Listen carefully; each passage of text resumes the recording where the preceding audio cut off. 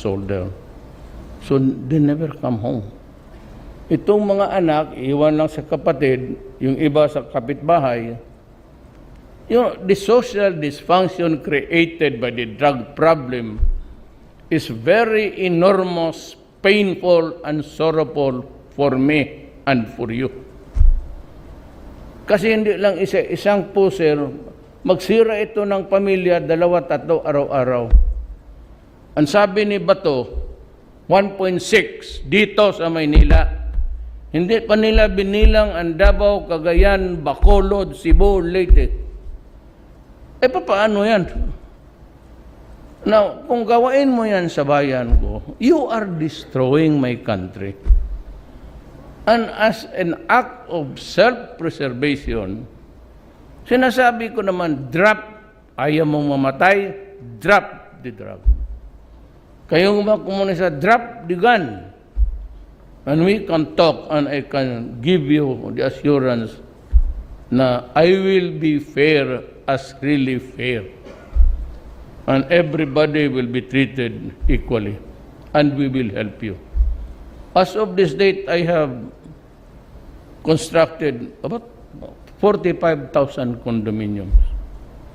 Para lang nag-surrender ng Ilago, then TESDA. May bayad sila, they learn the skills. Tingnan mo punta ka ba sa Dusit bago?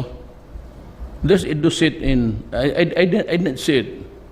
Suddenly, may inauguration lang, papasok ka lang kunti, just beside Insular Hotel.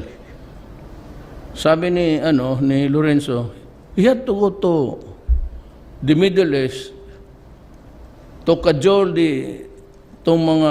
Hindi ka man pwede magtrabaho na walang master electrician, master plumber. Magtawag ka dyan sa labas sa daan, gawain mo nga itong inidoro. Pag plus niya, putat ang lilipad yung tae doon sa harap mo. So they had to go to and bribe them to come home. Kasi yung ating mga master electrician, master carpenter, plumber, nandoon, mga foreman, nandoon sa.